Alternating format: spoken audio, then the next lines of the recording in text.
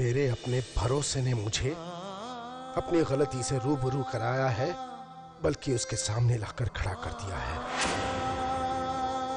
उसकी गलती इतनी बड़ी है सावित्री कि अब उस गलती को नजरअंदाज करने की गलती मैं नहीं कर सकता। देखिए, हौसला रखिए। हमें तो सिर्फ इतना सोचना है कि अब हमें आगे क्या करना है।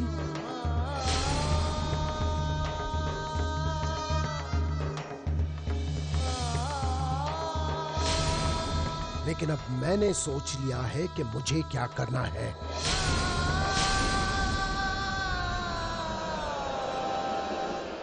सुनिए आप, मैं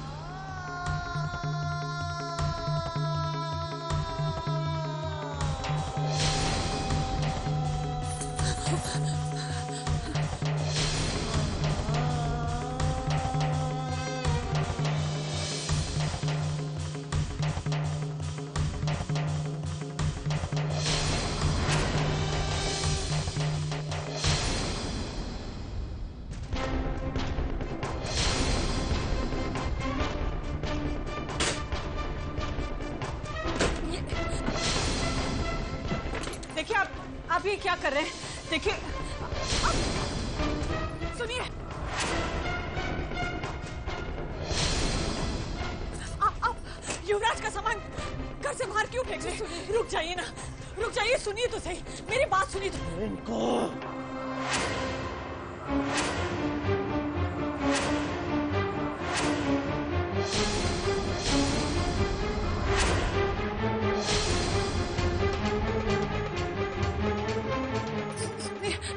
सावित्री बहन, रोकिए ना इन्हें, आप ही इन्हें रोक सकती है। रोकिए ना, युवराज भी तो आपका बेटा है, रोकिए इन्हें। माँ समझाइए ना इन्हें, रोकिए ना इन्हें, मैं आपसे विनती करती हूँ, रोकिए माँ, रोकिए ना इन्हें, सुनिए। आज मैं अपने बेटे के साथ हूँ। युवराज ने इस घर का बेटा होते हुए भी पवित्रा के साथ मिलकर हमारे पूरे खानदान को धोखा दिया है। देखिए, युवराज आपका बेटा है, आप उसे माफ कर दीजिए ना।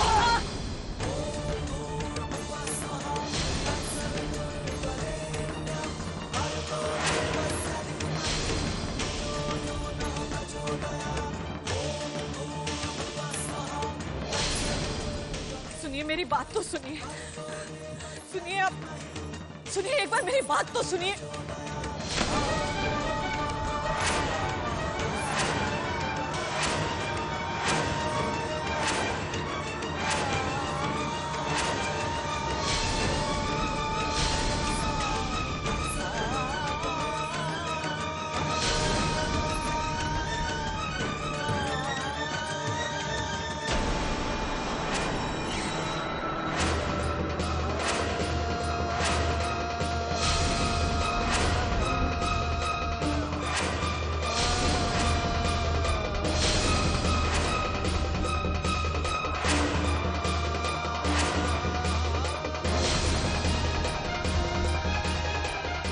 रुक जाओ वहीं।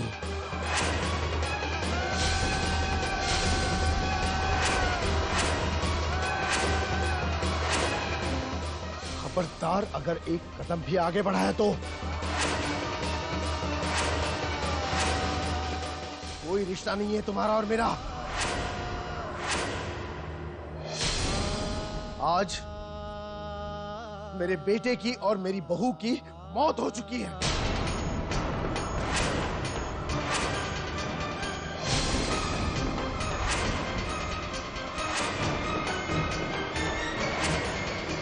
मर चुके हो तुम दोनों हम सब के लिए, सुना तुमने?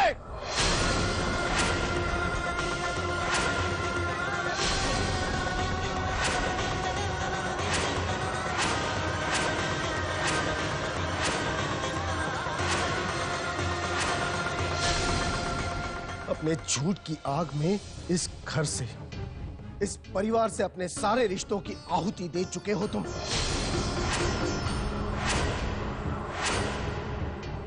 ये आप कैसी बातें कर रहे हैं? आपका बेटा जिंदा है और आपके सामने खड़ा है। मर गया है वो, मेरा कोई बेटा नहीं है।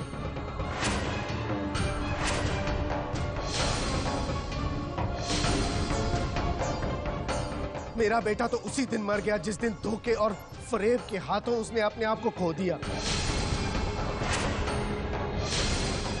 अफसोस,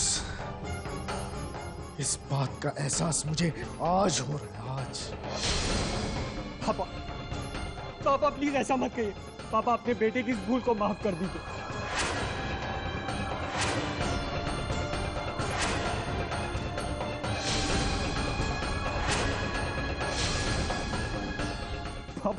पापा मैं जानता हूं मैंने जो कुछ भी किया वो माफी के काबिल नहीं है पापा, लेकिन मुझे एक बार, बस एक बार वही बेटा समझकर माफ कर दीजिए पापा। वही बेटा जिसकी छोटी छोटी शरारतें कभी आपके चेहरे पर मुस्कान लाया करती थी।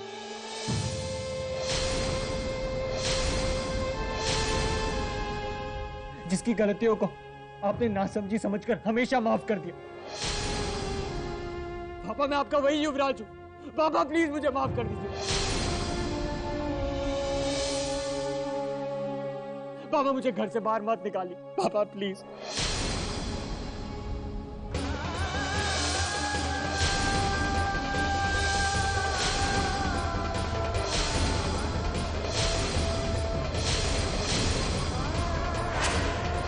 बंद करो आंसुओं का ये झूठा नाटक।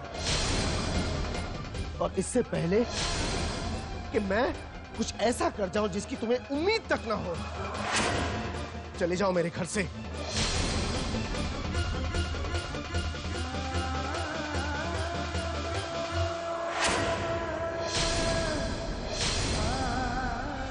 इस घर में तुम्हारे लिए कोई जगह नहीं है, चले जाओ।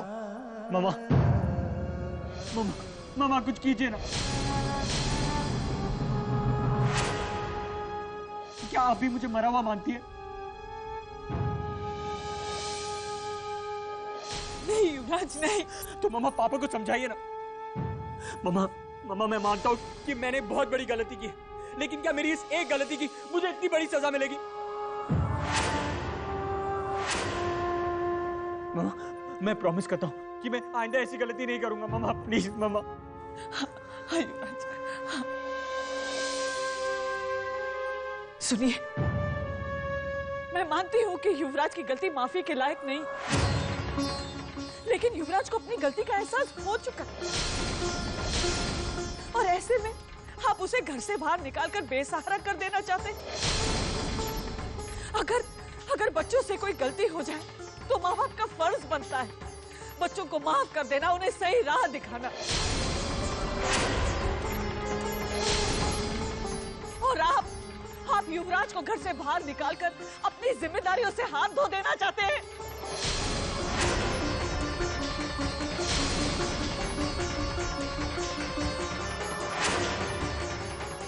माँ बाप का फर्ज बनता है बच्चों को सुधारना।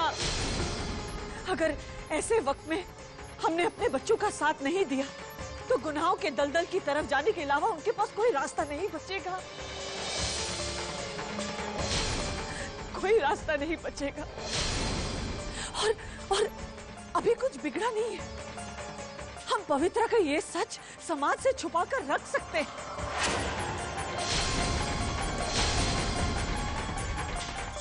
किसी को ये बात की भनक नहीं लगने देंगे कि पवित्रा राजकुमारी नहीं बल्कि एक कोठे वाली।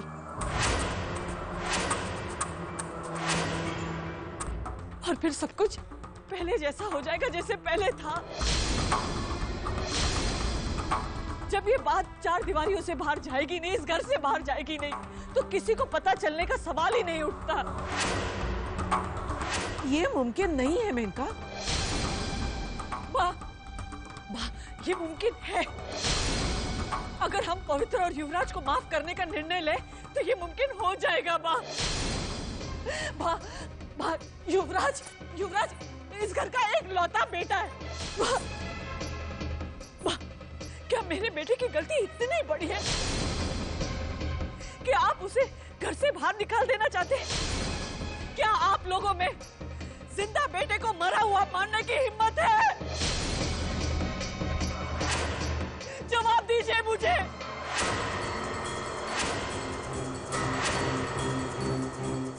बताइए, मैं आपसे पूछती हूँ। मेरे बेटे की इतनी छोटी सी गलती की आप इतनी बड़ी सजा उसे नहीं दे सकते। आपको कोई हक नहीं बनता मेरे बेटे को इस तरह से घर से बाहर निकालने का।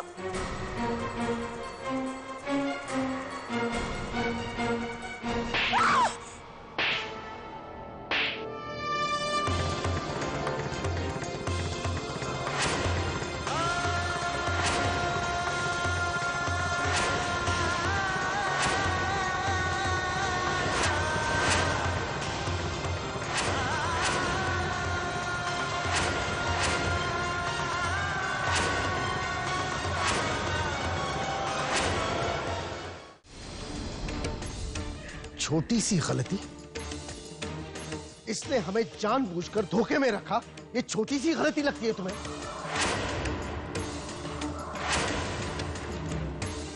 कोठे पर नाचने वाली एक लड़की को गरोडिया खानदान की बहू बनाने का षड्यंत्र रचा, ये छोटी सी गलती लगती है तुम्हें?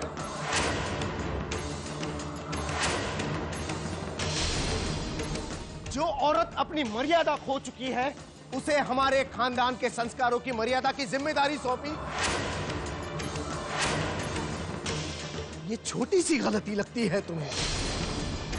अरे आज हमें पता चला है, वरना हम तो इसी धोखे में रहते कि ये एक राजकुमारी है और ये सब तुम्हारी गलती है। तुम्हारी वजह से मुझे आज ये दिन देखना पड़ रहा है। तुम इसकी गलती पर पर्दा डालती रही और आज भी सब कुछ जानने के बाद वही दोहरा रही है, वही दोहरा रही है। लेकिन मैं तुम्हें दोष क्यों दे रहा हूं? गलती तो मेरी है। बरसों पहले बेटे की चाह में अगर मैंने दोबारा शादी नहीं की होती तो आज मुझे ये दिन देखना नहीं पड़ता।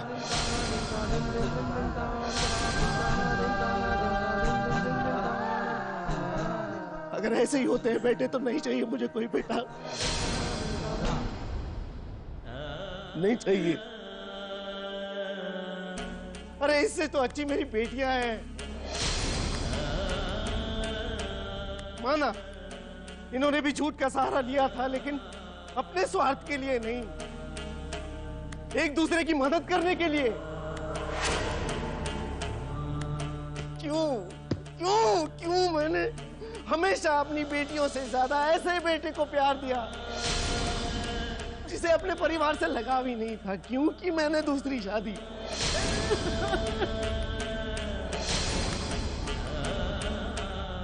ऐसी नालायक औलत को पाने के लिए।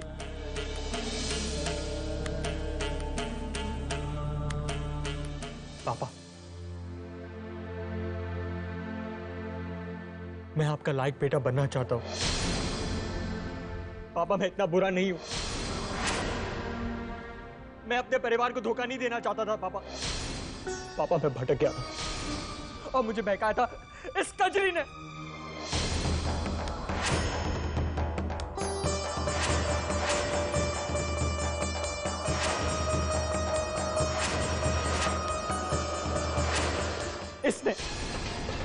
इस कजरी ने पापा, इसी ने पहले मुझे अपनी अदाओं से अपने प्यार के चंगुल में फंसाया,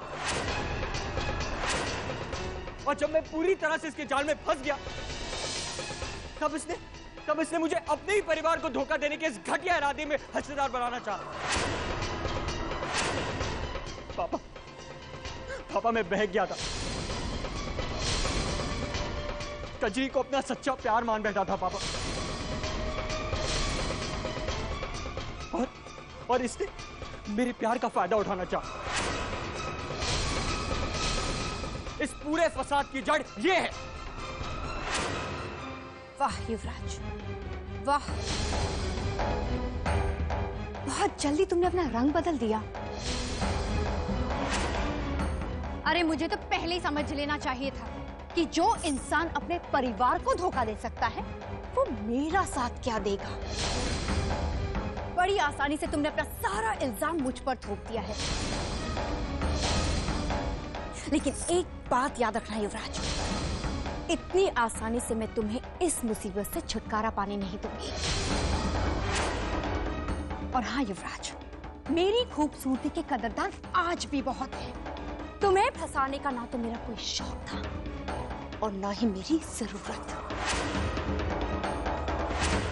वो तुम ही थे युवराज, तुम ही थे जो मेरे प्यार में दीवानों की तरह मेरे कोठे पर मेरे एक एक दीदार के लिए तरसा करते थे। मेरे 1000 मना करने पर भी वो तुम थे युवराज, जिसने मुझे शादी करने पर राजी किया था। ये झूठ बोल रही है। तो क्या ये भी झूठ है युवराज कि तुमने चंद पैसों के लिए अपने आप को किडनैप करवाया था?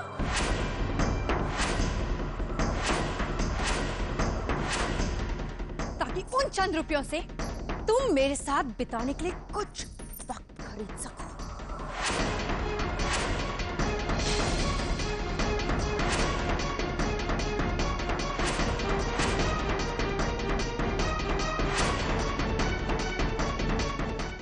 मेरे 1000 मना करने पर भी वो तुम थे युवराज, जिसने मुझे शादी करने पर राजी किया था। ये झूठ बोल रही है। तो क्या ये भी झूठ है युवराज कि तुमने चंद पैसों के लिए अपने आप को किडनैप करवाया था?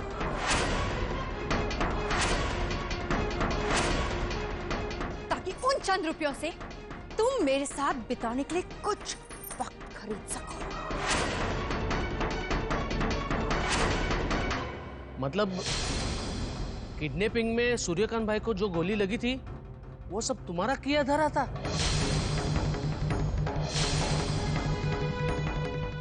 अरे युवराज, अरे इसमें तो सूर्यकांत भाई की जान भी जा सकती थी।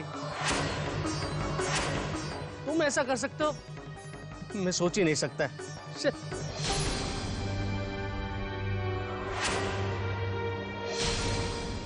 नहीं, ये झूठ बोल रही है। ये सच नहीं है। पापा, सच तो ये है कि इस औरत के लिए पैसों से ज्यादा किसी भी चीज की अहमियत नहीं।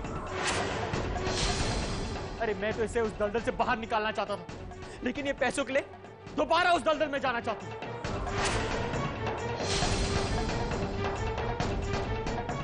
तभी तो चंद पैसों के लिए इसने उस पार्टी में डांस किया, हमारे खानदान की इज्जत के बारे में भी नहीं सोचा। शायद मुझे तुम्हें एक इज्जतदार जिंदगी देने का सपना ही नहीं देखना चाहिए।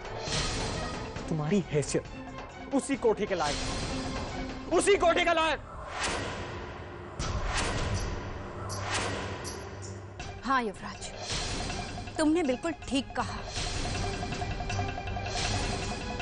मैं तो कोठे की शान बनने के ही लायक हूँ। मैं तो किसी के भी घर की बहू या बेटी बनने के लायक नहीं हूँ। लेकिन मैं जो कुछ भी हूं ना, तुमसे 1000 गुना बेहतर हूं। मेरी जिंदगी में एक रसीली बाई है जिसे मैं अपना सब कुछ मानती हूँ, और उन्हें धोखा देने के बारे में तो मैं सोच भी नहीं सकती। लेकिन अरे तुम तो अपनी बहनों के नहीं हुए।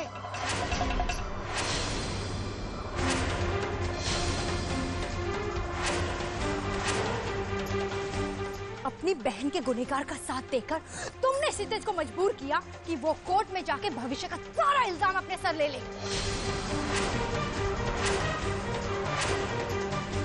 तुम्हारे कहने पर क्षितिज ने सबके सामने अपने और सरस्वती के बीच झूठे अफेयर की बात कबूल की।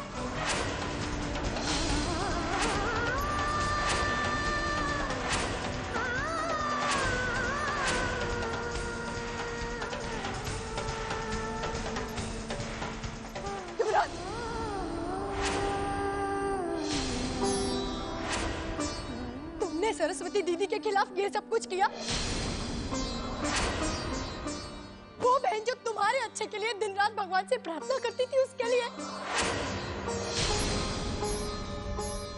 क्यों किया तुमने ऐसा? बोलो, जवाब दो, क्यों?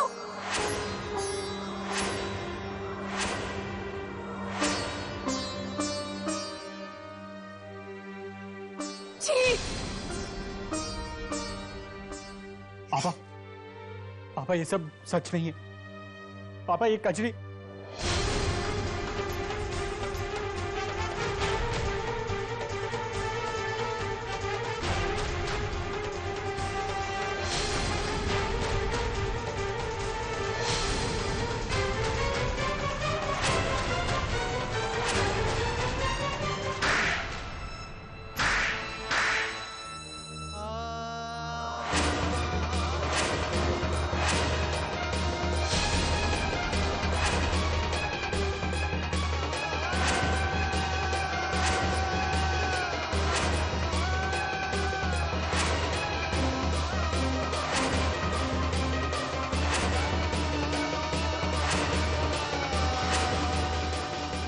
सब लोग सुन लो, आज से मेरा कोई बेटा नहीं है।